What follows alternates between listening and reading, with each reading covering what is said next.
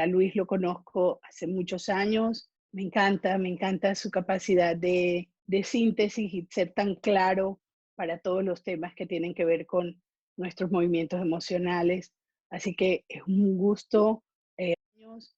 Tuve la oportunidad de formarme con él en liberación de memoria celular y realmente después de traer mucha experiencia de la psicología, porque ya llevaba muchos años en ello, encontré una forma de acceder a dolores que durábamos mucho tiempo necesitando gestionar duelos profundos, situaciones complejas, que con lo que él había encontrado para manejar el cuerpo del dolor resultó ser realmente muy práctico, muy concreto y muy del momento. O sea, realmente encontré una herramienta a profundidad con un respeto increíble y muy amorosa para poder gestionar día a día nuestras emociones.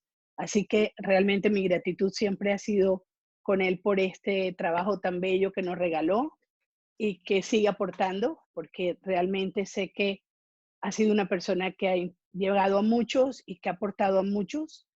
Un gusto tenerlo aquí y estar con todos ustedes para compartir hoy sobre ser capaz de criar niños felices. Luis, bienvenido.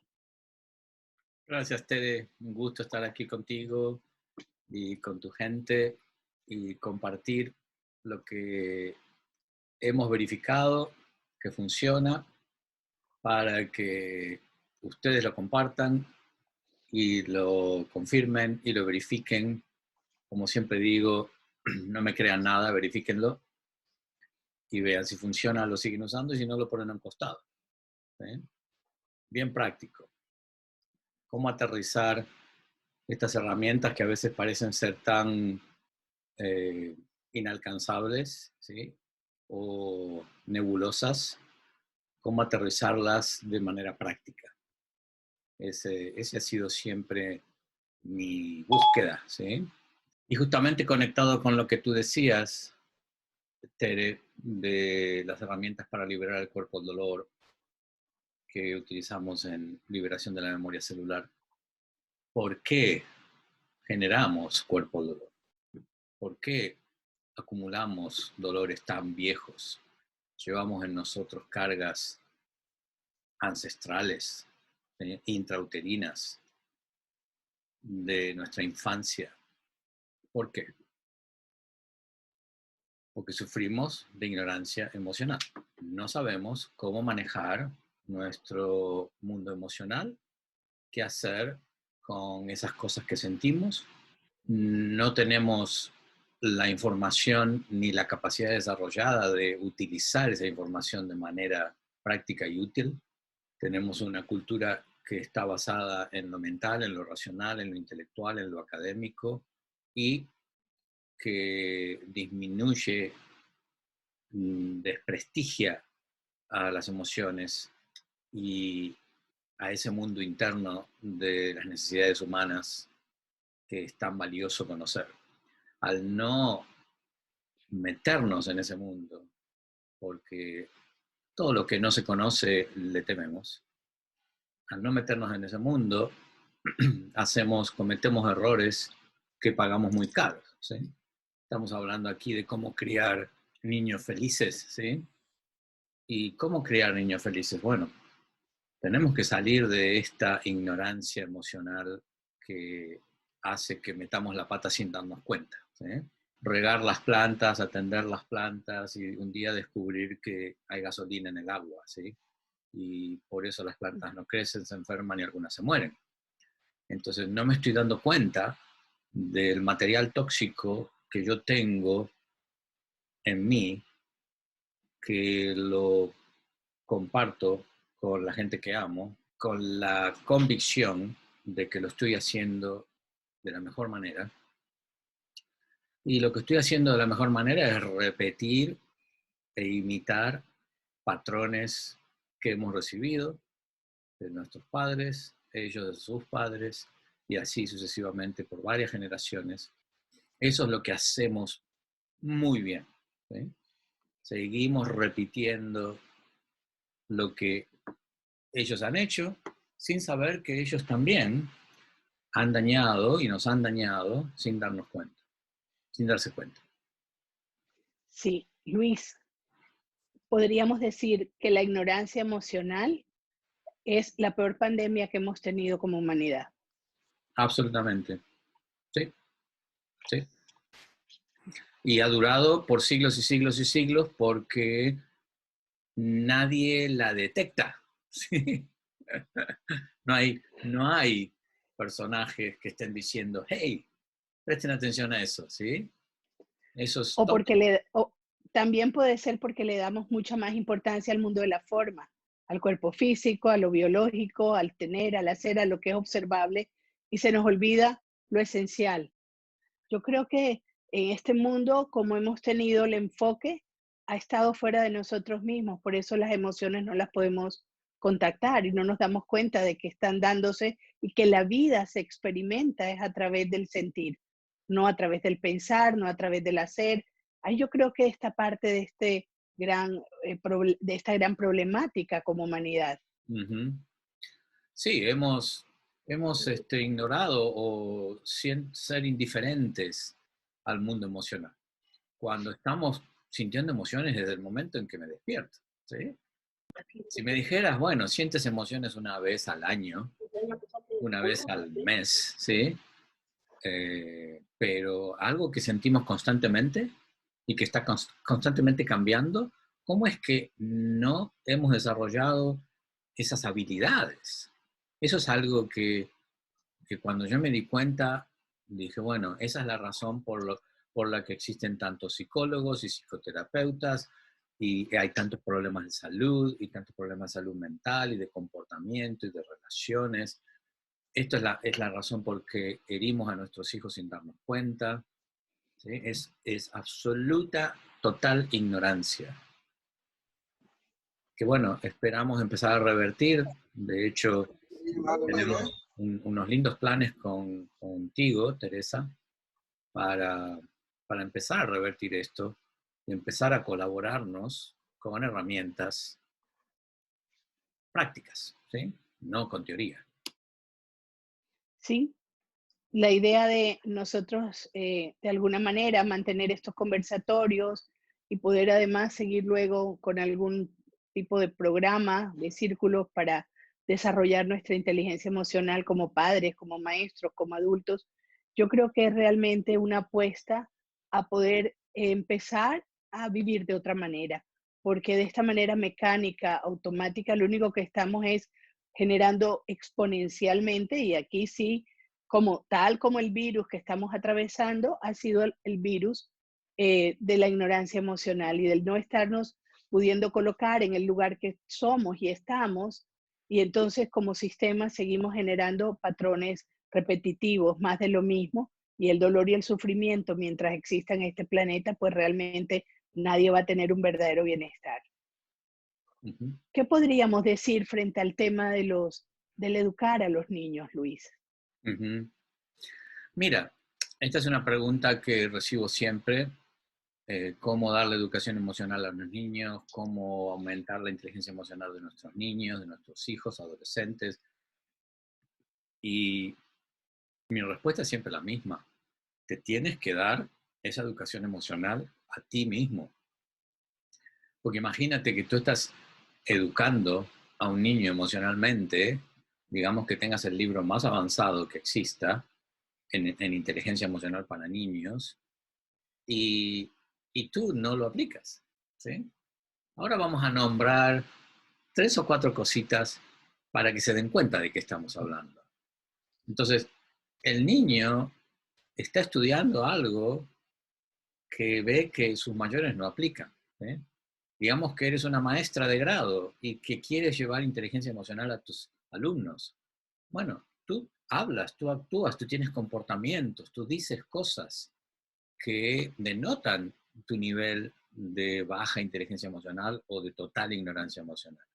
Los niños ven eso, la incoherencia de recibir una enseñanza y de ver que los que imparten la enseñanza no lo aplican, es un sabotaje soberano que les diría ni siquiera empiecen, ¿sí? Porque lo que entra en el niño es la incoherencia, ¿sí? Y terminan dándose cuenta, bueno, ok, esto es algo teórico que me dicen, pero en realidad mis padres no lo aplican. Entonces terminan hasta inclusive despreciando a la inteligencia emocional porque no es algo que apliquen y bueno, los mayores son hipócritas, ¿sí? Entonces, eh, fíjate que ha habido un trabajo, un proyecto social muy grande en Estados Unidos, en la Universidad de Yale, en donde crearon el laboratorio de inteligencia emocional. Esto estoy hablando hace ya como 10 años atrás.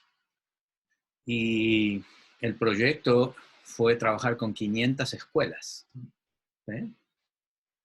Pero la condición de a todas las escuelas era que el director de la escuela, los administrativos, las maestras, el jardinero, el cocinero, cualquiera que estaba en la escuela alrededor de los niños, esas personas tenían que tomar el programa. Entonces, esto les da la dimensión de lo que estamos tratando, ¿sí?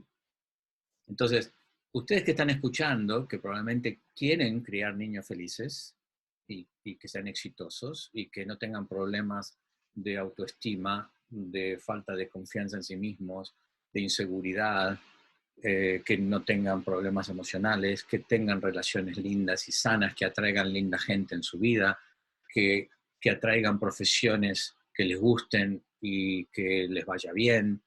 O sea, que sean exitosos, ¿sí? En las diferentes áreas de su vida. Ustedes quieren eso para sus hijos, no quieren lo contrario, ¿sí?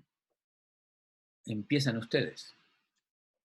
Si tú quieres influir a tus hijos, no importa la edad que tengan, empieza a hacer el cambio en ti y vas a notar que algo hasta mágico sucede, ¿sí? Que es por osmosis. Sí, Luis, precisamente Bert Hellinger, de la psicología sistémica en las constelaciones familiares, decía, eh, habló de unos órdenes para poder ayudar, los órdenes de la ayuda. Y el primer orden dice que uno no puede dar sino aquello que es, no podemos dar sino lo que tenemos y somos. Y esto lo dicen muchísimas disciplinas también. Por ejemplo, cuando yo pienso que nos enseñaron y nos dijeron amar al prójimo como a ti mismo, o que nos hablan de que todo lo estamos generando o en expansión o en proyección, o yo estoy mandando mi toxicidad al mundo o estoy expandiendo el amor que soy, viéndome y reconociendo el amor en todas partes, desde disciplinas espirituales, de diferentes filosofías, desde la psicología. Yo creo que ha sido mucho lo que se ha mencionado el tema de que no podemos dar nada distinto a lo que somos. No lo dicen en los aviones, ¿no? No te pongas, no le pongas a nadie la máscara de oxígeno si no te la has puesto tú. Sin embargo, pareciera que eso pasa de largo, ¿no? Que a la hora de estar en acción, en relación, nos olvidamos y queremos que sea el mundo de afuera el que ejerza el cambio o el que se mueva sin darnos cuenta que tenemos que hacernos responsables de que somos nosotros los que estamos generando movimiento en el mundo y somos los que vivimos, los que sentimos y que a la larga en la interacción va a depender de cómo yo estoy regulándome con la otra persona o qué tipo de vínculo estoy estableciendo, cómo me estoy reflejando, cómo me estoy percibiendo en el otro. Bueno, eso es toda inteligencia emocional. Ujú. ¿Sí? El no darme cuenta de que estoy proyectando o que estoy echándole la responsabilidad al otro, ¿sí? Eh, Mandar a un chico a aprender inteligencia emocional como lo mandamos a estudiar matemáticas o geografía o piano, es parte de la falta de inteligencia emocional nuestra. El no darme cuenta de que si yo no hago un trabajito sobre mí mismo para cambiar mis patrones tóxicos emocionales, no tiene mucho sentido. De hecho, voy a sabotear la inteligencia emocional de mis hijos si yo hago eso. Es como querer tener una buena orquesta y tener una muy buena música sin haber afinado los instrumentos. Ujú. Sí. Sí. Entonces, si me permites, voy a compartir.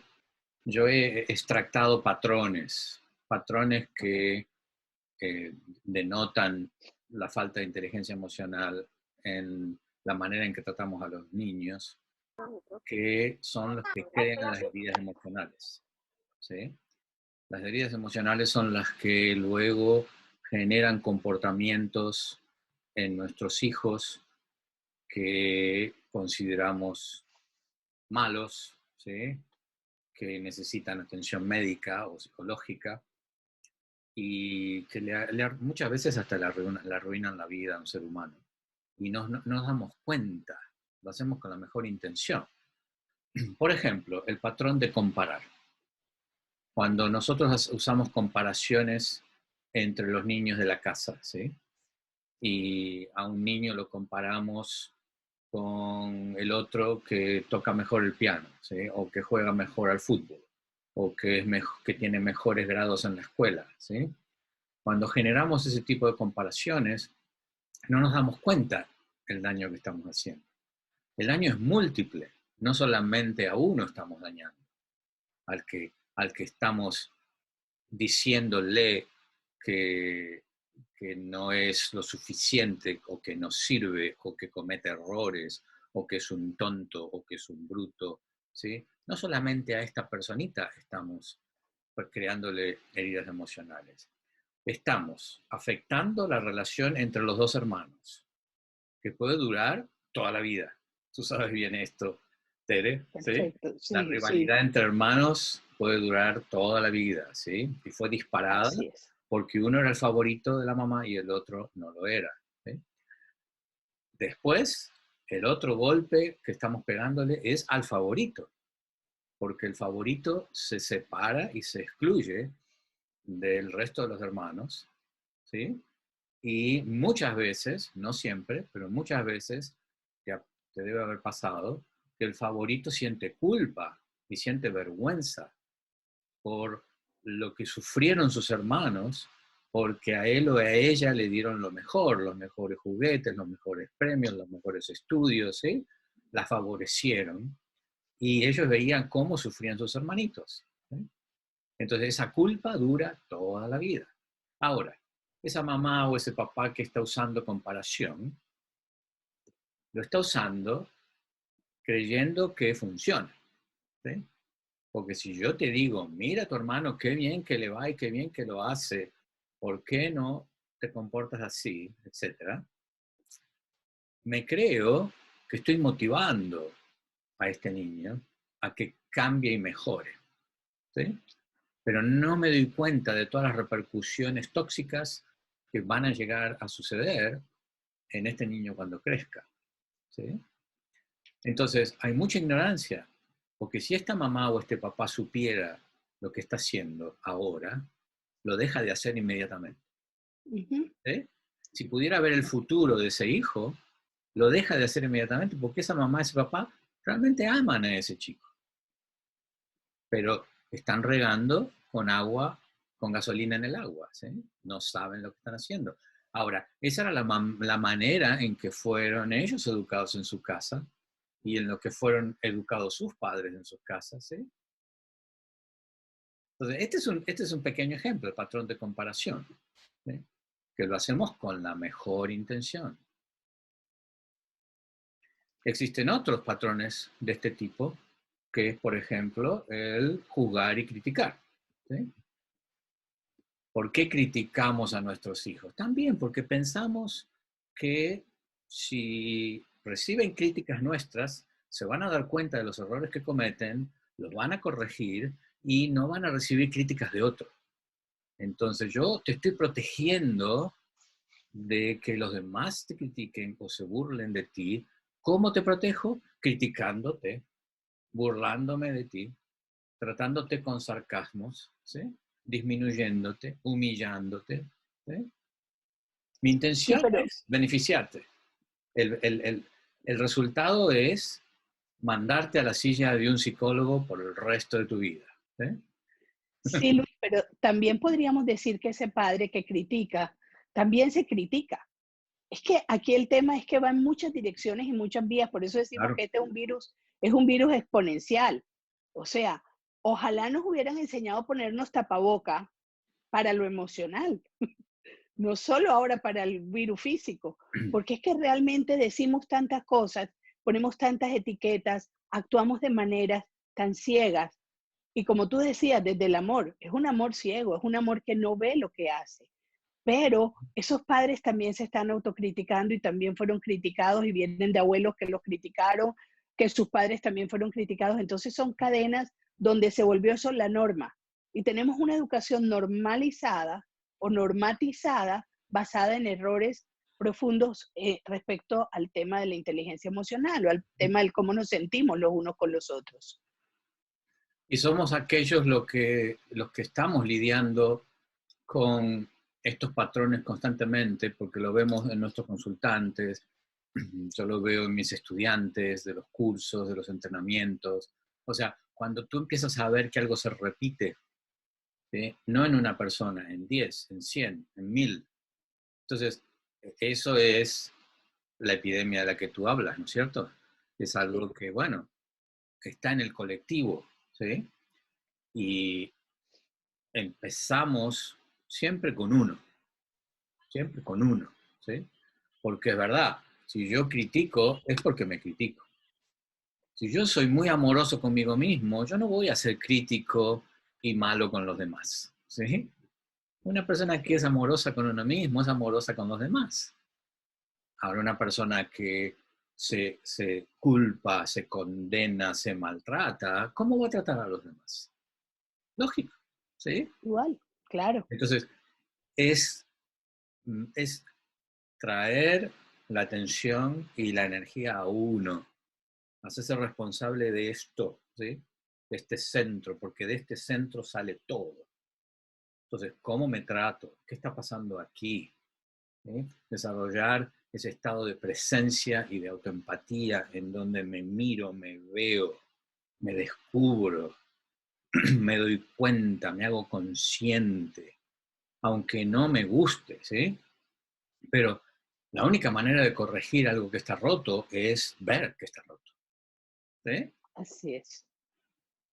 Sí, sí. Ahí comienza la, la sanación con el darme cuenta. Entonces sí, me va a doler, sí, me voy a sentir quizás muy triste por lo que veo, pero es el comienzo, muchachos.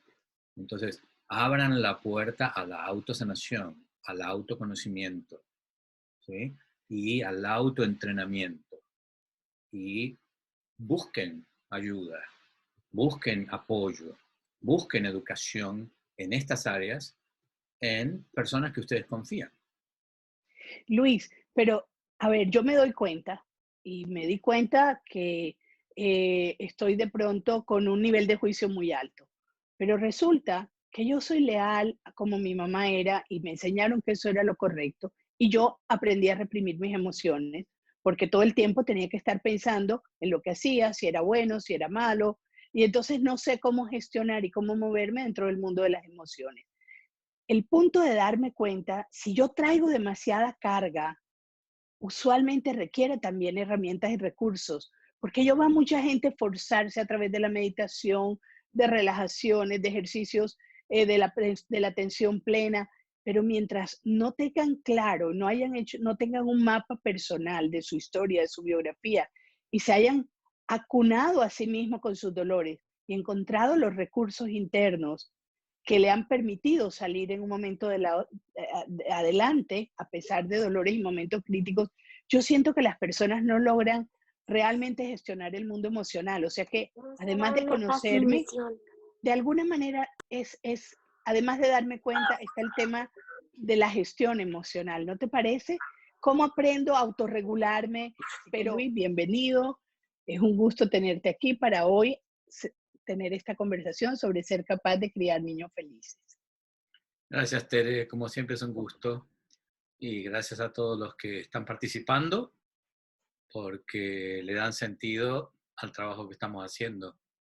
En realidad estaba pensando la semana pasada que si no fuera por mi actividad diaria de estar así enseñando y de estar armando programas y de ver gente todos los días, esta cuarentena no sé lo que sería. Sería terrible. O sea que poder hacer esto es un regalo y, y poder apoyarnos y saber que estamos haciendo algo que realmente sirve, ¿eh? Que realmente crea una diferencia, que no estamos hablando de fantasías, ¿no? O de ideas irrealistas, sino que los temas que traemos son temas concretos, son temas aplicables, ¿no? Y eso para mí es muy importante. Tal y cual. Definitivamente. Son temas además que, bueno, que nos van permitiendo que podamos empezar también a gestionar momentos como estos, ¿no? No solo nosotros hemos tenido, gracias a Dios, como tú dices, tenemos la fortuna de poder habernos gestionado de esta forma, poder haber encontrado la manera de compartir, de unir, de servir, de sentirnos que estamos realmente llenando y nutriendo nuestros espacios, pero también los niños, ¿no, Luis? Para los niños esto no debe haber sido fácil, esto de la escuela ahora en casa, del no poder socializar, sus amiguitos. Criar niños en un momento como esto está siendo un gran reto para los padres. Ujú. Sí, para todos, para todos. Ujú, Para las maestras y los maestros también, ¿no? El, ujú. creo que especialmente en los casos de los niños chicos, chiquitos, eh, creo que nos tenemos que sacar la necesidad de darles información y educación intelectual en estos encuentros que arman con las maestras, la enseñanza online, y más que nada darles apoyo, apoyo de grupo, apoyo de tribu, apoyo emocional, ¿sí? Los chicos están confundidos. Esto no ha pasado en algunos lugares, nunca ha sucedido. Que, que estemos encerrados y que tengamos que lidiar con todas las necesidades que tenemos en un pequeño apartamento a veces, ¿no? Entonces, los niños necesitan mucho apoyo, mucha escucha y a veces los adultos no están ahí para eso, ¿sí? Y las maestras o los maestros no están para eso porque están lidiando con sus propias historias, ¿sí? Entonces, se están concentrando en tratar de darle educación académica, ¿sí? Matemáticas o historia o geografía, y, y se olvidan de la personita, ¿sí? Eh, ya en chicos más grandes quizás sea diferente, en adolescentes, pero el apoyo emocional es muy importante. No se olviden de eso. No se olviden de escucharlos, de ver qué está pasando. Es muy importante. Sí, fíjate que además es importante saber que la energía creativa y el conocimiento se va logrando a medida que uno se conecta a la vida. Muchas veces los niños, cuando no tienen vínculos, relaciones afectivas y no están sostenidos dentro del campo familiar, pues se retraen, no toman lo nuevo, más bien sacan el enojo, sacan emociones que no les permiten conexión, ¿no? Un lenguaje que realmente les facilite desarrollarse y a nivel creativo lograr explorar el mundo para poder ellos tener su propio aprendizaje sobre un aprendizaje consciente, un aprendizaje sobre lo que viven, un aprendizaje, una vida sentida. Empiezan a tener una vida programada, condicionada, pero no sienten lo que van atravesando. Y esto es una gran desconexión para el resto de la vida. Ujú. Sí, y algo que los adultos tenemos que aprender a hacer con los niños, con los jóvenes, es a escucharlos, como decía antes, y a validarles lo que sienten, no a decirle lo que tienen que sentir, ¿sí? No a darle consejo cuando no lo piden, sino simplemente escucharlos, ofrecerle, tengo una idea, pedir permiso, ¿te interesa escuchar lo que tengo para decir? En lugar de, lo que pasa es que lo que tú tienes que hacer es esto, ¿sí? Y ahí cortamos. Eh, es muy importante la inclusión, ¿eh? En la conversación, el abrazar en la conversación y permitir, y muchas veces, especialmente los que tenemos como tú, como yo y como muchos que deben estar aquí, que tenemos mucha experiencia en cuestiones de comportamiento humano, nos tenemos que coser la boca, Tere. No sé Sí. si tú lo haces, pero yo con mis hijos me coso la boca. ¿Sí? No sabes cuánto tengo que respirar muchas veces. Claro, porque, porque nosotros tenemos estrategias y consejos para todo el mundo, ¿sí? A nosotros nos sobra eso. Entonces, cuando se trata de nuestros hijos, yo aprendí a coserme la boca porque cuando empecé a pedir permiso años atrás, al principio no pedía ningún permiso, les decía lo que tenían que hacer y cómo lo tenían que hacer y les resolvía la vida, ¿sí? Después aprendí a pedir permiso, ¿no? ¿Te interesa, ¿Te interesa escuchar lo que tengo para decir? Tengo algunas ideas. Y me sorprendió la cantidad de veces que mis hijos me decían, no, papá, no me des ningún consejo, no quiero escuchar, simplemente quiero que tú me escuches. Y ahí empecé a darme cuenta, wow, el poder de pedir permiso, ¿sí? Y darme cuenta que no, lo que mi hija en este momento necesita es ser escuchada, no que le diga y le resuelva la vida, ¿sí? Y ha sido muy lindo ese camino recorrido porque con el tiempo yo veía que ellos encontraban sus respuestas, ellos encontraban sus salidas, ¿sí?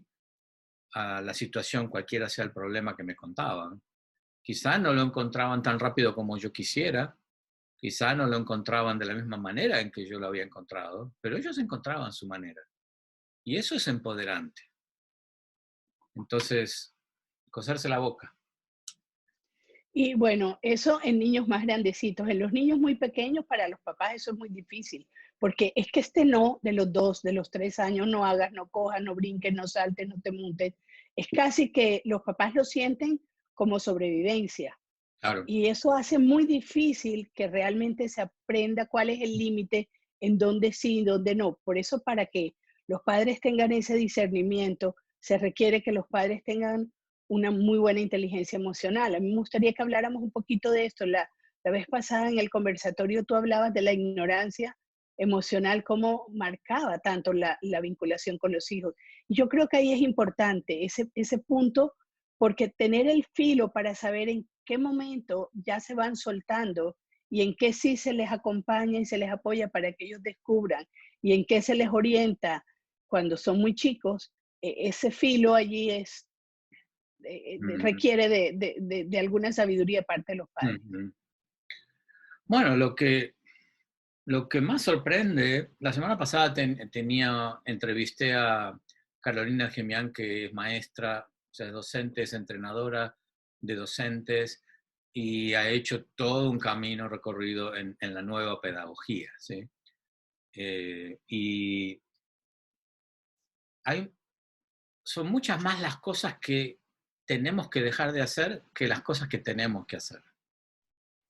Generalmente los padres preguntan, bueno, ¿pero qué tengo que hacer?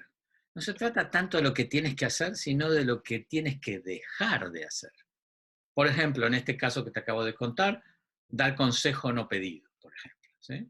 Así es. Entonces, dejar de hablar lo que no se te pide, ¿sí?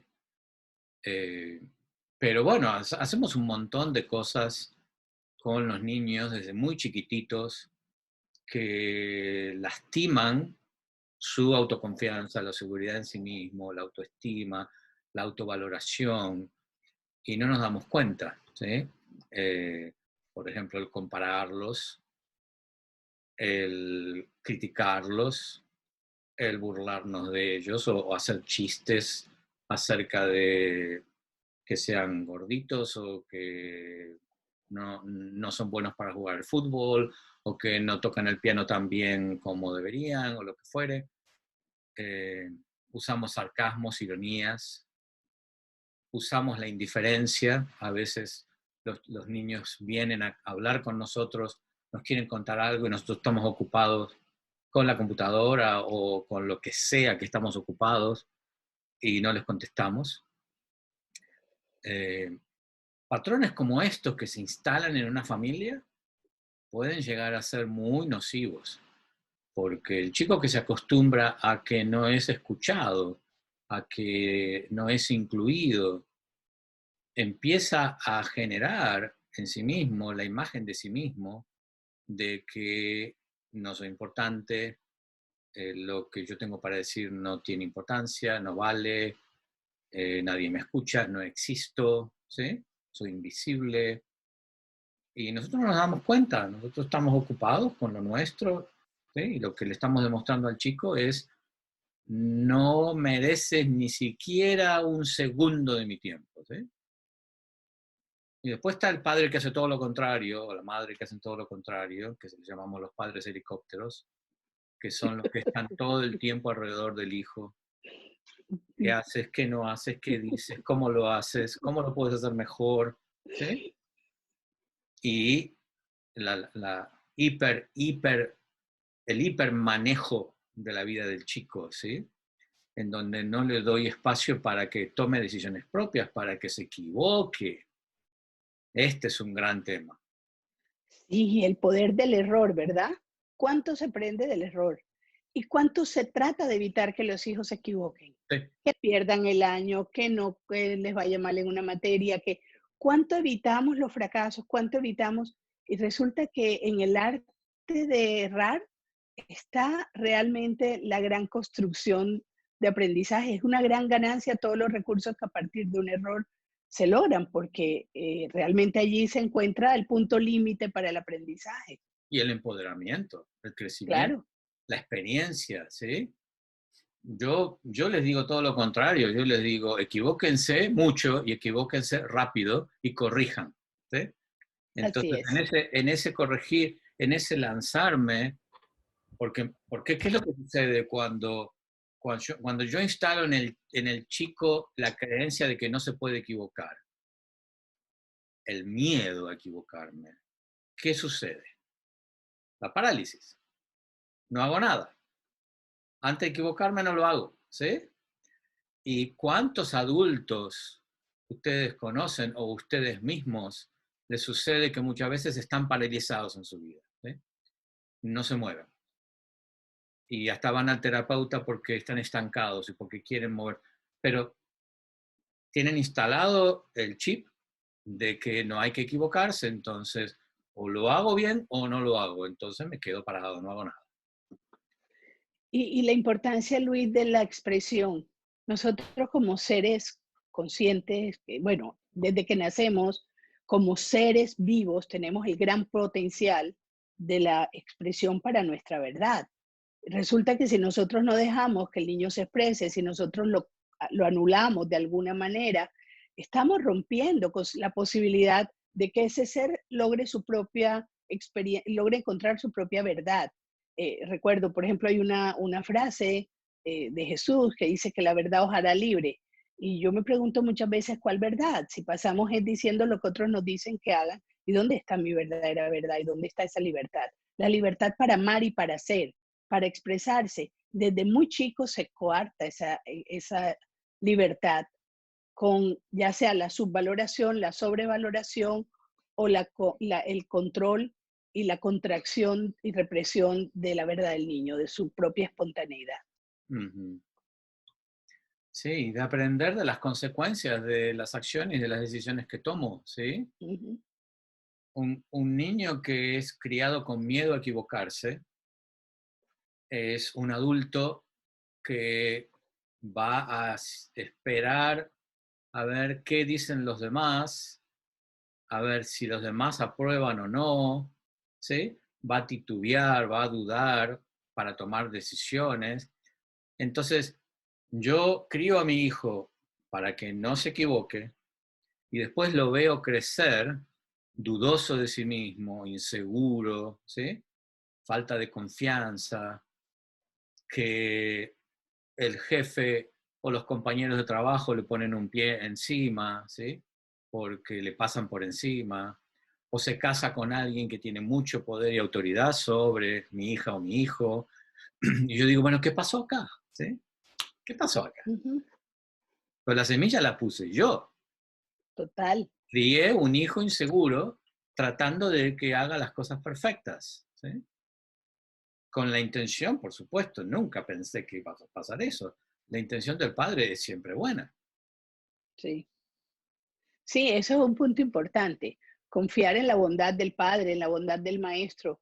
Realmente nadie quiere hacerle daño al niño de manera consciente dentro de este estilo relacional. Pero es que también venimos de vidas de la misma manera. Estos son patrones que vienen de generación a generación y son las memorias celulares que quedan de alguna forma en distintos lugares, grabados como ¿cierto? Que nos mantienen allí atrapados y que no nos permiten soltarnos a lo nuevo. Entonces, también cuando el niño llega con experiencias nuevas, no sabemos cómo afrontarlo porque se sale del molde que nosotros tenemos como un constructo normal o correcto. Ujú. Sí, si los padres realmente supiéramos las consecuencias de nuestras acciones, muy probablemente no lo haríamos. Pero no podemos ver el futuro, no sabemos que este hijo que estoy criticando, ¿sí? O que estoy comparándolo con un hermano mayor o menor para que sea mejor. ¿Sí? Yo critico a mi hijo para que sea mejor, esa es mi intención. Es para que no se equivoque con otros, para que otros no lo critiquen, yo lo critico. Yo lo crío y lo educo en mi casa. ¿Sí? Entonces, cuando yo hago eso, jamás espero que mi hijo se va a pasar 10 años de su vida en el sillón del psicólogo para trabajar la baja autoestima, la falta de confianza, la inseguridad, los miedos, la ansiedad, la depresión. ¿Sí? Si yo supiera eso, por supuesto que dejaría de criticarlo ya mismo. Así es. Sí. Bueno, y el juicio que hacemos a los niños, pues es la proyección del juicio que hacemos de nosotros mismos. De alguna manera, cuando nosotros estamos criticando al niño con la idea de que sea mejor, es porque también nosotros no nos damos cuenta que ya somos lo mejor que podemos ser. Claro, hemos internalizado también los patrones críticos de nuestros padres y de nuestros abuelos y tatarabuelos. O sea, estas son cosas muy viejas. Ahora, no se trata de viva la pepa en la casa en donde todo el mundo hace lo que se le da la gana, no hay límites, no hay guía. No, o sea, nosotros podemos criar y educar niños con mucha efectividad sin hacer estas cosas de las que estamos hablando, que son patrones tóxicos de crianza, ¿sí? No necesitamos hacer esas cosas para ponerle límites a un chico. O sea, de hecho, si el chico es tratado con respeto desde que es chiquitito, ¿sí? Porque a veces te habrá pasado a ti que alguien dice, bueno, ¿qué hago con mi hijo? Tiene 10 años, grita, me insulta, le pega a los hermanos. Y bueno, ya estamos lidiando con las consecuencias de lo que se hizo con ese chico cuando era chiquito. Entonces, la acción, el trabajo es diferente. Pero si yo trato a un bebé, a un infante, con el respeto de que es un mini humano, ¿sí? Que requiere respeto, que merece libertad y autonomía de tomar sus propias decisiones. Por supuesto, es un infante, voy a estar cuidándolo de que no se lastime y de que, ¿sí? De que no cruce la calle sin mirar para los costados. O sea, tengo que enseñar, pero con respeto. ¿Sí? Eh, no sé cómo habrá sido en tu familia, en tu cultura, pero donde yo nací, los chicos eran para estar a un costado, que no hablen, que no griten, que no se expresen, ¿sí? Y eran considerados algo menos, como algo que les falta algo, ¿sí? Que están incompletos. ¿Sí? Entonces, cuando yo trato a alguien como que está incompleto, como que le falta algo, como que no llega a la calidad esperada, por supuesto que yo voy a estar aquí y el otro va a estar aquí. ¿Sí? Entonces, esta va a ser mi relación con mi hijo. Y por supuesto que lo que diga yo lo voy a corregir, lo que haga se lo voy a criticar. ¿Sí? Ahora, cuando yo veo a mi hijo como un ser humano igual a mí, que tenemos roles diferentes, rol de padre, rol de hijo, ¿sí? Y que estoy aquí para guiar, para entrenar, soy un coach, ¿sí? Soy un educador de este chico, pero lo veo como un ser humano, no como menos, ¿sí? No lo disminuyo en mi interior. Está completo, tiene todos los valores humanos. Para mi hijo es tan importante el respeto como para mí. Para mi hijo es tan importante la autonomía como lo es para mí. La libertad, la paz, el amor, el afecto, la comunicación. Todos esos valores ya están en mi hijo.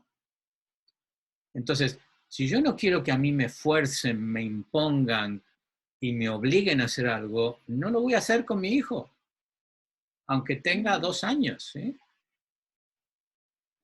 Entonces, ¿no Sí, quieres comer? Pues no comas.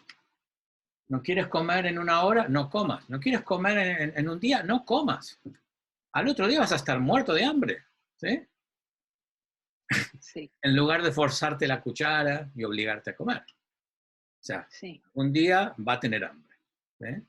Entonces, que vea las consecuencias de su experiencia y de sus decisiones.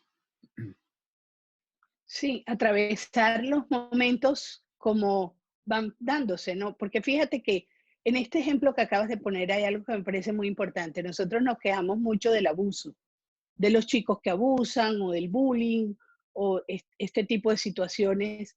Y sin embargo, ¿qué es realmente un abuso? ¿Qué es lo que hace alguien que abusa del otro? Le forza la voluntad. Y cuando nosotros a un chico le estamos forzando a tomarse la sopa que no le gusta, estamos forzando la voluntad. No, porque es que lo alimenta, pero si en este momento no le va y su cuerpo no lo recibe, forzarlo es dejarle una relación tóxica con el alimento o con la relación con el padre, o permitir que otros abusen si se somete en el momento que yo lo estoy enseñando. Entonces quiero que aprenda a no dejarse abusar en el mundo, pero yo lo abuso en casa cuando es pequeño. Ah, Entonces, este tipo de contradicciones son toda esta toxicidad que luego no sabemos cómo llevar cuando son un poco más grandes. uh-huh. Sí, sí. Sí, eso también va al abuso sexual, ¿sí? Totalmente. El que el chico no tenga jurisdicción sobre su cuerpo, ¿sí? Entonces, lo abrazo cuando no quiere, ¿sí? Eh, es como que el mensaje que le mando es que tú no tienes poder sobre tu cuerpo, ¿sí? Entonces, te visto como yo quiero, te corto el pelo como yo quiero, ¿sí? Ese tipo de cosas. Eh, te digo que abraces al tío o a la tía que no quieres abrazar, ¿sí? Te obligo a que le des un beso a la abuela cuando entras y tú no quieres. Entonces, un día me entero que mi hija o mi hijo ha sido abusado sexualmente por alguien por no sé cuánto tiempo y me pregunto, ¿cómo pudo pasar eso? ¿Y cómo pudo pasar eso? Porque le enseñé que no tiene poder sobre su cuerpo, ¿sí? Que no puede Sí, poner límites, que no puede decir, no me toques, no quiero que me toques, no quiero darte un beso, no quiero darte un abrazo, y que lo pueda decir, ¿sí? Entonces, un chico que se le enseña la jurisdicción sobre su cuerpo, no va a ser un chico que va a ser fácilmente sexualmente abusado, o toqueteado, o manoseado, ¿sí? Porque ese chico te pone límites. sí, sí. Luis, Claudia Nieto pregunta, ¿dónde quedan las rutinas de la cotidianidad, los horarios de comida, las horas de acostarse? Esos límites también contienen, o mejor, ¿dónde quedan los límites? Es real. Las rutinas, los hábitos, el hecho de tener un orden dentro del sistema familiar va ayudando a contener y a sostener los impulsos, los instintos, los deseos, a que haya una autorregulación. Realmente yo creo que esto viene mucho más desde el ejemplo, ¿cierto? Que desde la imposición, desde los hábitos que ya tenemos como sistema, más que de tener hábitos solamente para el niño. Uh-huh. ¿Cómo lo ves tú? Sí, se trata de un adulto con inteligencia emocional, ¿sí?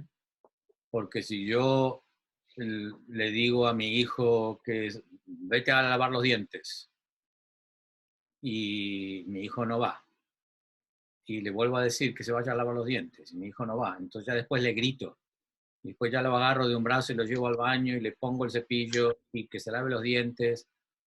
O sea, ese es un límite, ¿sí? O sea, ok, nos lavamos los dientes todas las noches antes de irnos a acostar, por ejemplo. Le explico al chico por qué. El chico no lo entiende, ¿sí? O no lo quiere entender, no le gusta, ¿sí? Entonces, aquí entra la inteligencia emocional. ¿Cómo manejo esto? ¿Lo manejo forzando? ¿Lo manejo a los golpes? ¿Lo manejo a los gritos? ¿O lo manejo con presencia y empatía? Por ejemplo, decirle a mi hijo, cuando yo veo que tú no te lavas los dientes, a mí me da mucho miedo porque temo que vayas a tener caries, que se te vaya a enfermar la boca. En lugar de gritarle, en lugar de enojarme, ¿sí? Estoy diciendo lo que me está pasando a mí. Y si ustedes hacen esto con sus hijos, en lugar de enojarse, la historia que siempre cuento, el hijo adolescente que no vuelve a la hora que dijo que iba a volver a la noche, ¿sí? Entonces quedó que iba a volver a las 10 de la noche, son las 1 de la mañana, todavía no volvió, ni llamó por teléfono. Y la madre está desesperada, que no puede irse a dormir esperando que su hijo venga. Cuando el hijo abre la puerta, la madre reacciona gritando, llorando, acusando, culpando, ¿cómo pudiste hacer esto? La próxima vez, a partir de ahora vamos a hacer así, ¿sí? Qué diferente sería que esa madre le diga, estoy muerta de miedo. Cuando veo que no vienes y no me llamas, estoy temblando de miedo. Por eso no me voy a dormir, no me puedo ir a dormir. ¿Qué creen que tiene más efecto en el hijo? La próxima vez que el chico vea que se hace tarde, va a pensar, mi madre está muerta de miedo temblando en mi casa. Entonces, decirle la verdad, en realidad, no es que estoy enojado, tengo miedo, ¿sí? El efecto es poderoso, que el adulto se haga vulnerable con el chico, que se muestre como ser humano. A mí me pasó una vez con mi hija cuando me dijo que estaba fumando cigarrillos, estaba fumando tabaco. Tenía 15 años.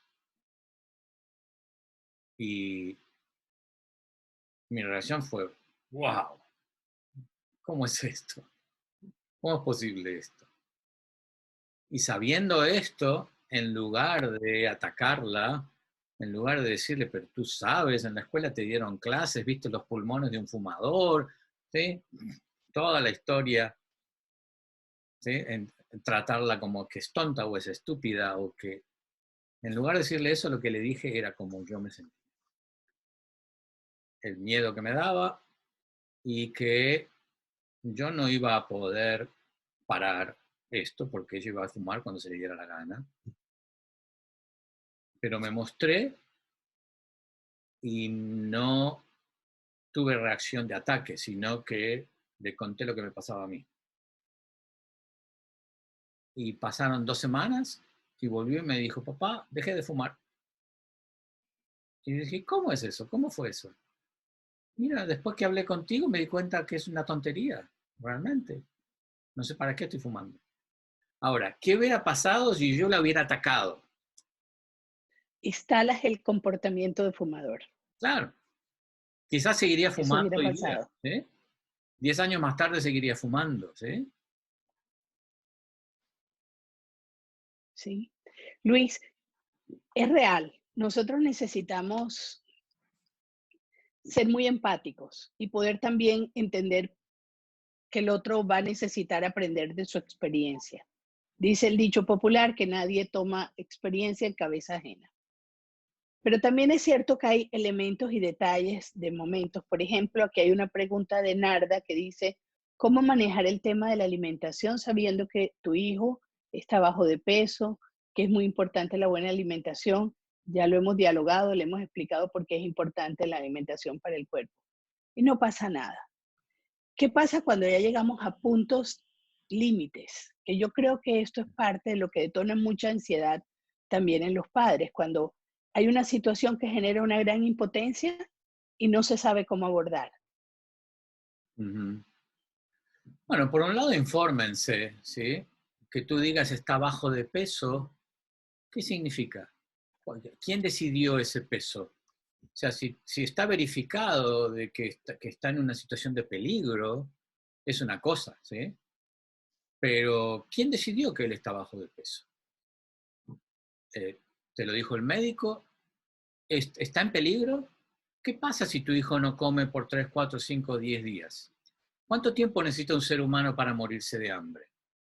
Tienen que pasar más de 50 días, ¿sí? Entonces, no sé, porque acá no sé cuál es la situación, ¿sí? Si es una situación de riesgo, y bueno, ponle una intravenosa, ¿sí? Le das la alimentación para salvarle la vida. Pero si es tu opinión de que está bajo de peso, No, ella dice que es un bueno, patrón clínico. Ella dice que es un patrón clínico. bueno, en ese caso tendrás que ver, tendrás que informarte bien, ¿sí? Yo yo prefiero que mi hijo vaya viva la experiencia. Y un ser humano tiene hambre cuando tiene hambre, si es una situación normal. Si hay una enfermedad, bueno, es diferente. Tienes que trabajar en equipo con los médicos, con el nutricionista y hablar con tu hijo desde el corazón, ¿sí? No desde un lugar impositivo, de juicio avergonzante, culposo. Trata de hacerlo desde el mejor lugar posible. Desde ese lugar él te va a entender mucho más que trates de imponerte. Y yo creo aquí, Luis, que aquí también entran factores que siempre todo tiene una variedad de causas. Puede ser, este es el efecto. El efecto que se ve es que el niño tiene un problema de alimentación o un problema con la alimentación, pero la causa pueden ser muchos factores. También hay que mirar la historia, los patrones familiares, qué circunstancias tiene, con qué está identificado el niño, qué condiciones vienen de atrás. Yo para este tipo de casos siempre, por ejemplo, a mí me surge que las constelaciones familiares son muy importantes para, tienen, dan muy buenos elementos para situaciones como esas. Ya cuando las cosas salen de la línea de lo natural, de lo que podemos sostener nosotros mismos como padres, pues hay que buscar herramientas y recursos Ujú. para también entender qué es lo que está moviéndose, porque a veces también vienen con factores ciegos del sistema familiar, como patrones de guerra, si la familia estuvo en la guerra y hubo personas que murieron de hambre, y se repiten nuevamente en las siguientes generaciones. En fin, hay muchas cosas que pueden pasar para que ya tengamos un caso completo, más complejo, ¿no? Entonces, dentro de lo natural, pues sí, los límites los vamos a colocar dentro de un orden con la inteligencia emocional de nosotros como adultos, mostrando nuestra vulnerabilidad, mostrando también cómo nos vamos sintiendo en la relación con el chico, porque es esto, cada uno poder hablar de sus necesidades y de sus emociones para poder hacer acuerdos gana-gana, porque yo creo que este es el punto, cómo desde muy chicos aprendemos a relacionarnos con una herramienta que es fundamental, que son los acuerdos. ¿Te parece? Ujú. Sí, mira, eh, si es un caso clínico, y bueno, un par de cosas que es importante, que esté acompañado por un terapeuta acorde, ¿sí? Que sea empático, que sea sensible, que tenga inteligencia emocional, porque algo está pasando, ¿sí? De por qué un chico no come. Eh, y la otra, ocúpate tú de todas las nutriciones, no solamente de la comida. Cómo este chico está nutrido, qué entra por sus ojos, qué tipo de películas ve, qué tipo de juegos está jugando, ¿sí? Qué entra por sus oídos, qué está pasando en la familia, qué cosas escucha. Hay toque, hay caricias, hay abrazos, tú pasas tiempo con tu hijo en donde le das nutrición física, contacto. Entonces, acá no se trata solamente de llenar el estómago de comida. Y pues, también son temas de conexión con la vida, ¿no? La comida es a través de lo que comenzamos la vinculación, además, con nuestra primera relación es con el pecho de la madre, ¿no? Ujú. Entonces, de alguna manera aquí vienen muchos factores que pueden incidir.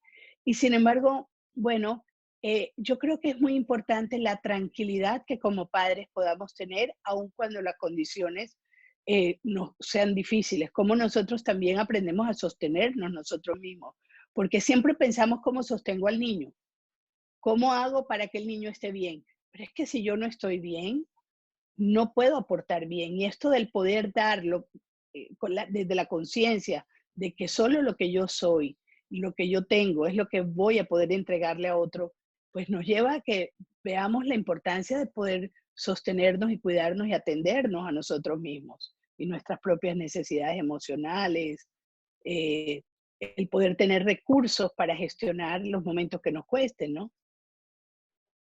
Absolutamente. Sí. Sí, si se trata de nutrición, hay que ver todos los niveles de nutrición, ¿sí? Que un ser humano necesita. Sí, aquí también hay unas preguntas, Luis. Bueno, preguntaba cómo trabajar, Luz Estela, cómo trabajar las pataletas de los niños de 2 años y medio. Ujú, Esa es una edad increíble para que los instintos salgan a la luz. ujú. Y es la edad en que el ser humano empieza a dejar de ser auténtico, ¿sí? El niño que hace una pataleta a los 2 años y medio y a los 4 años es tímido, algo pasó. En realidad, si yo tengo un nene de 2 años y medio que está echando una pataleta, le voy a decir, sí, sí, sí, sigue, sigue. Qué quieres romper? A ver, vamos a agarrar una revista, un periódico, rompamos, rompamos, hagamos ruido, sí, gritemos, gritemos. En lugar de pararlo, a ayudarlo. ¿Sí? Por supuesto, no lo hagas en medio de una reunión familiar. Te vas a una habitación, te vas a un baño, te vas al auto, pero le estás diciendo al chico, le estás validando lo que siente y después conversar. Cuando se calmó, porque se va a calmar, la pataleta no dura para siempre, es una explosión energética, ¿sí? Es como una contracción que se abre. Después hablar, bueno, a ver, ¿qué pasó? ¿Qué pasó? ¿Cómo fue esto?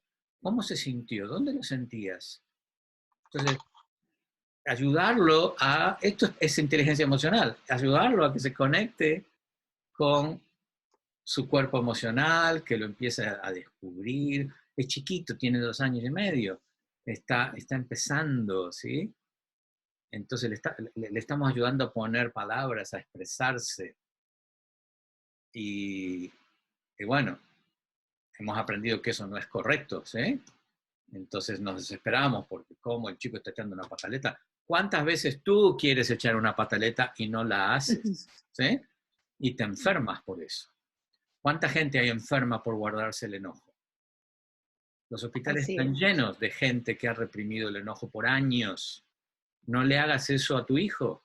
Edúcalo. Edúcalo acerca de lo que es el enojo. ¿Por qué sucede el enojo? El enojo no es algo malo. El enojo es un mensaje de nuestro cuerpo que está diciendo que hay algo que no quiero, hay algo que quiero cambiar. Y la cosa no cambia, por lo tanto, como no cambia, me expreso. ¿Sí? Entonces, ¿cómo ayudar a un ser humano a que maneje eso, que se convierta en un ser humano que cuando las cosas no cambian no se ponga a gritar o a romper cosas, sino que reconozca lo que pasa, se tome un momento aparte, se organice internamente, sienta lo que siente, agarre una toalla, la estruje, gruña, ¿sí? Y después salga a la reunión de directorio y pueda hablar su verdad, ¿sí? Pero no que la reprima porque no se enferma. Sí, toda la energía que se contrae con la represión de una emoción, lo que va con el tiempo a generar es mayor tensión y nos va a cortar la energía vital para que siga funcionando todo nuestro sistema. Entonces, pues es una muy mala opción el hecho de estar reprimiendo y controlando.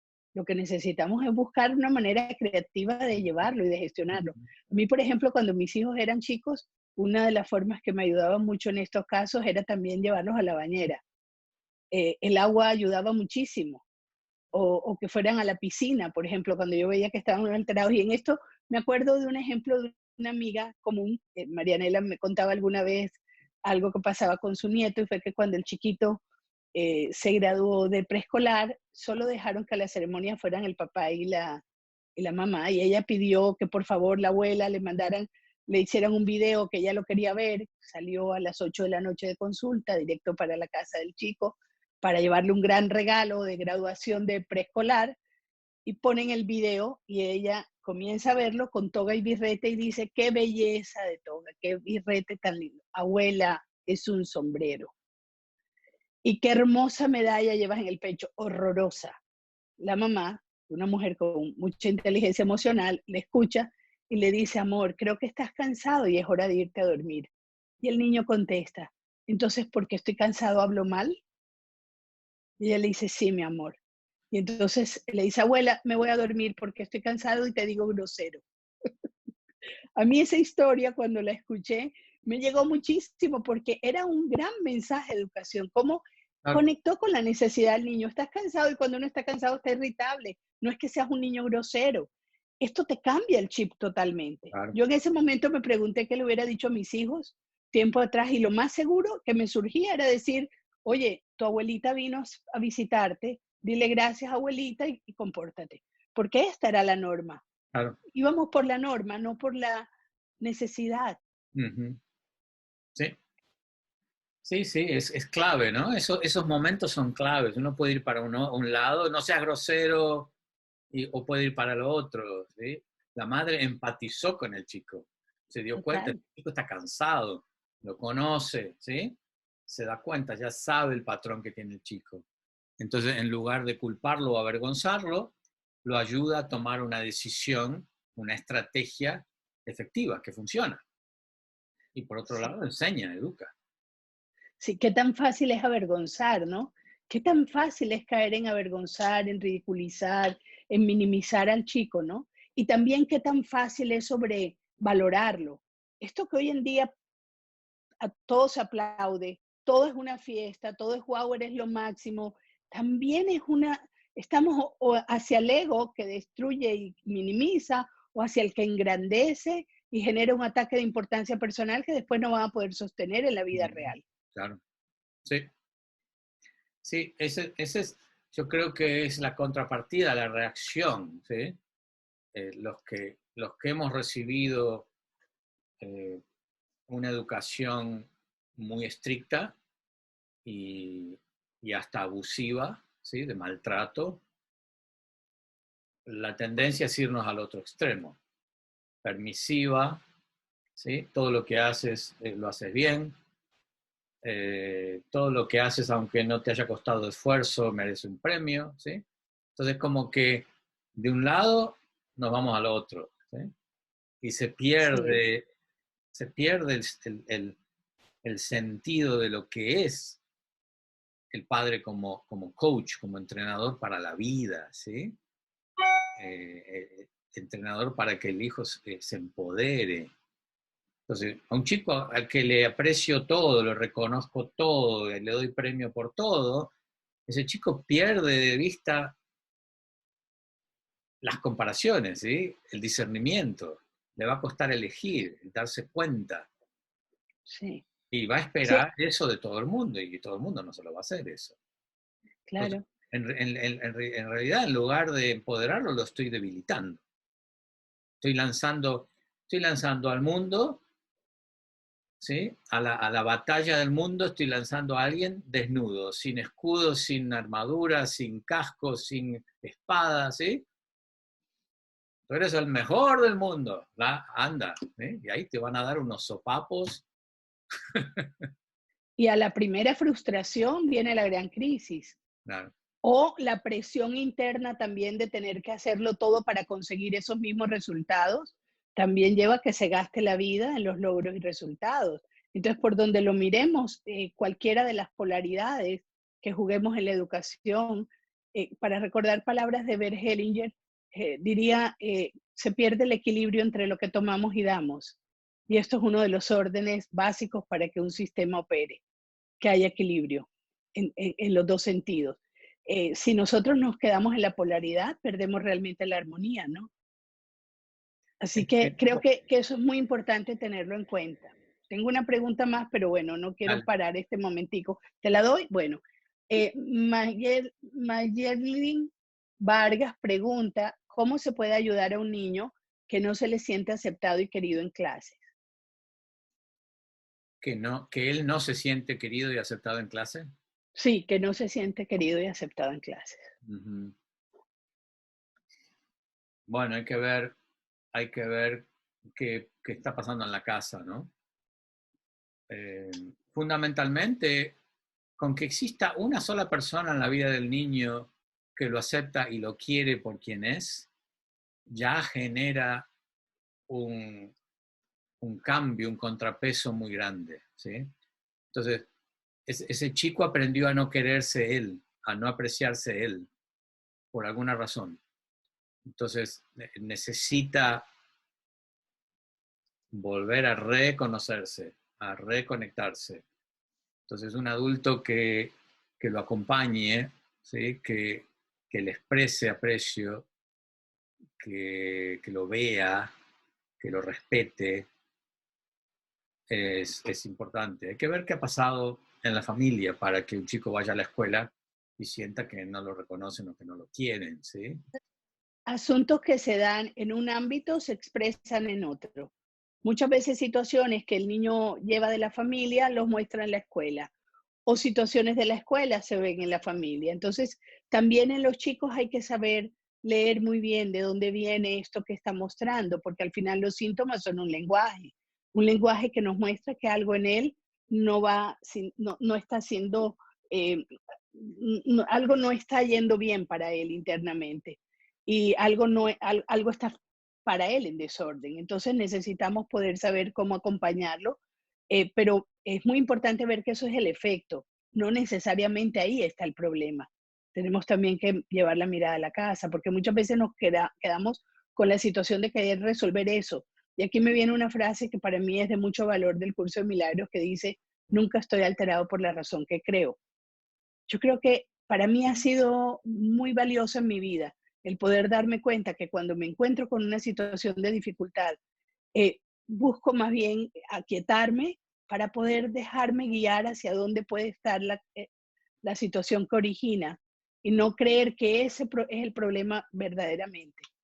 ¿Cómo ves tú eso, Luis? Sí, me encanta esa frase. Volvemos a lo mismo del principio. Escucha a este chico, Escucha.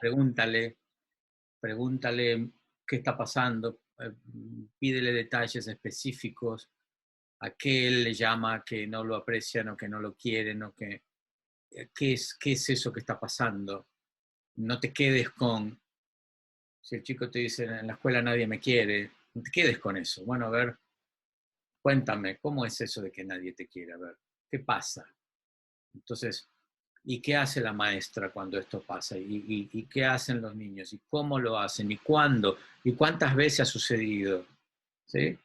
¿Sucedió varias veces? ¿Sí? ¿Desde cuándo? O sea, pregunta, escucha con interés, información, ¿sí? Como un investigador Eso. neutral, ¿sí? Que no juzga, no le diga, no, pero eso no es para tanto. No, no, no. Ok, cuéntame más, y cuéntame más, y cuéntame más. ¿Y qué hace la maestra? ¿Le dijiste a la maestra y qué pasó? ¿Sí? Tienes que tener una idea de ese ambiente de la clase, de la escuela, porque puede llegar a ser una escuela tóxica, que lo tienes que sacar, ¿sí? Así es. O sea que, sentido común, ¿sí? Fíjate, pero tienes que escuchar a ese chico y escucharlo neutro, ¿sí? Así es. Yo creo que dices algo muy importante, no juzgar, porque nos precipitamos muchas veces y la labor de esto es la investigación, es ir entendiendo, el diálogo, a través de la comunicación vamos pudiendo armar el rompecabezas, ir entendiendo exactamente qué pieza falta para ver qué es lo que necesitamos incluir, qué es lo que necesitamos dar, extra de lo que estamos dando para que el niño tenga la seguridad y la fuerza para moverse en el ámbito que está. Y si está en un ámbito tóxico, también que lo pueda expresar para poderlo acompañar a encontrar la puerta de salida de un espacio así, ¿no? Claro. Aquí también pregunta Ana Elvira, cuando el niño es oposicionista, ¿cómo ayudarlo a ir tomando posición más flexible? ¿Y a qué se debe el oposicionista? La edad del chico es importante aquí. Eh, yo algo que he visto y aprendido es que el chico que es oposicionista puede ser oposicionista por varias razones, ¿sí? Primero, ¿qué es ser oposicionista? Pero lo que me imagino que es que te dice que no, que te retruca, que se opone a lo que le dices, que siempre tiene algo para decirte en contra de lo que tú dices. Eh, una, te está pasando la factura por haberlo forzado, haberlo obligado en el pasado. Dos, está tratando de generar su propia identidad, porque ese chico en 10 años va a ser un adulto, o en 5, no sé, ¿sí? No sé la edad que tiene. Piensa, ¿cuándo va a ser adulto tu hijo? Esos años pasan rápido. Y lo que tú quieres es que tu hijo sea un adulto empoderado, no un adulto sumiso, inseguro, ¿sí? Dudoso de sí mismo. Entonces, hay una etapa que muchos padres pasan y lo toman con mucho dolor, y a mí me ha pasado también, que es la etapa en donde tu hijo o tu hija te contradicen, hacen las cosas a su manera, ¿sí? No quieren que les diga lo que, lo que tienen que hacer, y nosotros tomamos personalmente, ¿sí? Lo tomamos como que, ay, ya no me quiere más, o me va a dejar de querer, o, ¿sí? Dispara nuestras propias heridas, ¿sí? Nuestra propia inseguridad emocional. En realidad lo que está haciendo tu hijo, en ese caso, es diferenciarse, ¿sí? Imagínate, de ser chiquito, que tú le cambiabas los pañales y le dabas la comida en la boca, 18 años más tarde es un adulto, ¿sí? Entonces, nosotros tenemos que ser flexibles y adaptarnos a ese crecimiento, a ese cambio. No es lo mismo un bebé que un infante, no es lo mismo un infante que un chico de 6 años, no es lo mismo un chico de 6 años que un chico de 10, no es lo mismo un chico de 10 que uno de 15. Tú tienes que ser flexible, tú te tienes que amoldar a los cambios, ¿sí? Porque ellos van a ser adultos, entonces necesitan diferenciarse de nosotros y nosotros tenemos que darle espacio. Entonces no sé cuál será la situación, ¿sí? Si tu hijo está muy herido emocionalmente, puede ser un rebelde sin causa, ¿sí? En donde todo se revela y está enojado con todo el mundo. Entonces no sabemos cuál es el entorno aquí, ¿sí? No sé a Así qué es, se te ocurre. yo creo que a veces es difícil contestar ese tipo de preguntas porque en temas de relaciones, de vínculos, pues necesitan muchos detalles para poder tener una visión, porque como decíamos ahorita, son muchas las razones que pueden incidir. Lo real es que cuando ya lo vemos y vemos que hay un asunto, pues necesitamos, en lugar de quedarnos enojados, frustrados, angustiados y sintiendo que se nos sale de las manos, el hijo es buscar ayuda, buscar información, buscar la manera de acompañarnos para poder leer bien la situación y comprenderla y muchas veces retirarnos un poco, ¿no? Cuando uno tiene muy encima la situación y el problema, lo ve mucho más grande que a veces si se retira un poco y lo ve a la distancia. Por eso a veces se necesitan otros observadores. Ujú. Entonces, es importante esto tenerlo en cuenta, porque realmente no hay una receta. Esto es un tema de cada ser humano es un universo y cada familia y cada padre tiene una historia. Son muchas las historias conjugadas en un sistema familiar. Los padres traen sus historias, sus patrones, que también necesitan estar reseteándose continuamente, saliendo de sus propias memorias de dolor, viendo sus propias sombras al frente, y los niños a su vez están aprendiendo de dos sistemas que se han unido, que a veces danzan muy bien y otras veces son danzas muy complejas. Entonces, ¿cómo vamos llevando esto? Hace que cada familia sea única y tenga sus propias dinámicas. pero lo real es que tengamos inteligencia emocional. Yo creo, Luis, y aquí hay varias preguntas y me gustaría contestarlas todas, pero sé que no tenemos ya mucho tiempo. Nos preguntan qué hacer cuando un niño llora mucho, cómo se corrige el tema de la sobrevaloración. Hay un caso también que nos pregunta Ariana sobre su chiquita que no conoció al padre y ahora el padre ha regresado y le piden que la tenga que ver por cámaras y ella se resiste y se ha vuelto agresiva, en fin. Muchos son, y aquí también nos preguntan mira, Validar, bueno, validar, validar, validar, validar, validar. y no Llora, confrontarnos, el chico sí, llora, que llore. llora, veo que lloras mucho, veo que estás muy triste, veo que estás muy enojado. ¿Quieres llorar? Llora, llora, llora, ¿sí? En lugar de no llores, deja de llorar, ¿sí? Conversar, validar, escuchar. Escuchen a esa niña que no quiere ver al padre por pantalla o lo que sea. Escúchenla, qué tiene para decir, ¿sí? Bajen del pedestal. El padre, bajen del pedestal, ¿sí? Bajen, de hecho, físicamente, bajen, ¿sí? Bajen, arrodíllense, escuchen a su hijo a su nivel. Sí, así, es horizontal la mirada. O sea, que podamos ver ojo a ojo, no que nosotros seamos grandes, allá gigantes en el mundo de los niños, que nos La sientan pregunta cercanos. siempre, ¿qué puedo hacer? ¿Qué puedo hacer? ¿Qué puedo hacer? ¿Qué puedo hacer? Escucha, escucha. Escucha sin juzgar, escucha sin criticar, escucha sin comparar, escucha sin dar ideas, ¿sí? Sin aconsejar. Escucha, te conviertes en una oreja, ¿sí? Y ves qué pasa. Hay algo muy poderoso que pasa en la persona cuando es escuchada. A ti te habrá pasado, Tere, de tener pacientes que vienen, tienen una sesión contigo, se van y yo, por ejemplo, se iban y yo me quedaba desconforme. No, esta sesión fue una sesión terrible, ¿sí? No hice nada, No hice no nada, hice no nada. hicimos nada, no logramos nada. Y me quedo todo, y, y el tipo viene la semana que viene o la mujer me llaman, ay, gracias, esa sesión no sabe todo lo que me ayudó. Y cuando me pongo a pensar qué pasó en esa sesión, es que yo era una gran oreja. Tal ¿Sí? y cual. Simplemente escuchar. Entonces, escuchar es terapéutico, escuchar es sanador, escuchar es transformador. Entonces, el adulto empieza, ¿qué hago? ¿Qué hago? ¿Qué hago? Ay, llora, patalea. ¿Qué hago? ¿Qué hago? Escucha. Y fíjate cómo las cosas empiezan a resolver simplemente porque escuchas. Es presencia, Luis, ¿verdad? Es la presencia, el estoy aquí contigo, estoy.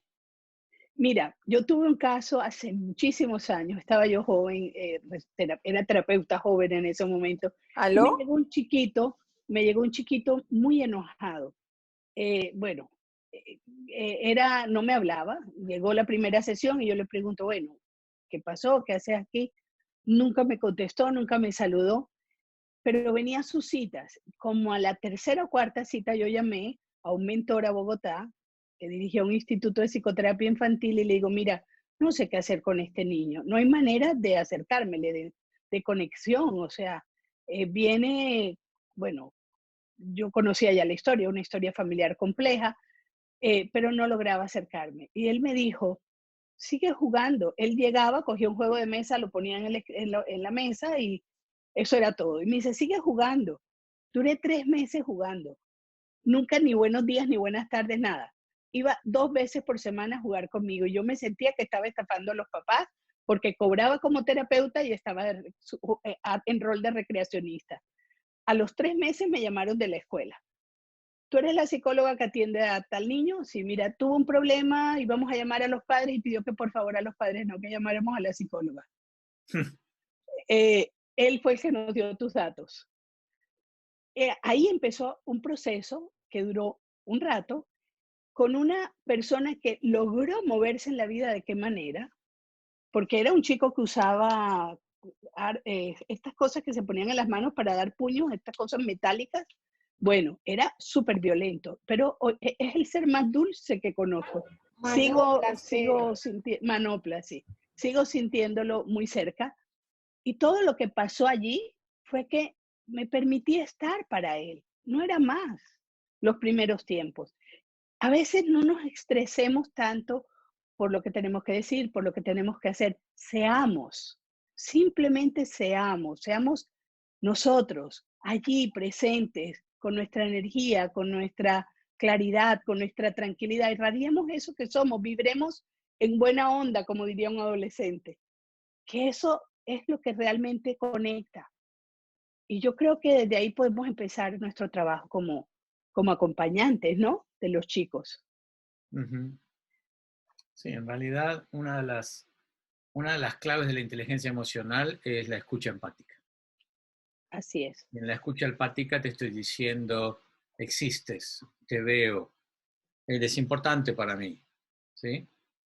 Aquí estoy, cuentas conmigo, ¿sí? Te Es- veo y te reconozco. Eso que acabas de decir, te veo y te reconozco. Ujú. Eso, el ser solo visto, yo creo que eso es un gran paso para el ser humano. Es una gran necesidad.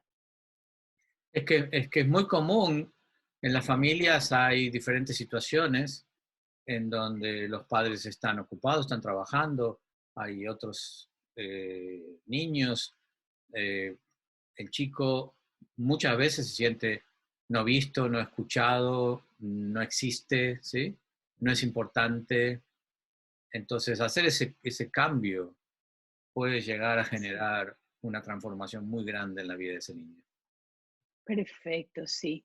Luis, bueno, yo creo que es hora de despedirnos y quiero decirles a todos, la próxima semana volveremos a estar, Luis, con en el mismo horario. Vamos a hablar sobre ser capaz de criar adolescentes. Vamos a hablar sobre los hijos adolescentes. Y bueno, espero que podamos seguir compartiendo de esto que tanto nos apasiona, porque realmente es un gusto. Muy contenta de estar contigo, Luis. Igualmente, un gusto como siempre y nos vemos la semana que viene, entonces, Sí, les avisamos. Muchas gracias a todos por estar y compartir con nosotros. Hasta adiós. luego. Adiós, adiós. Un gran abrazo. Feliz semana para todos.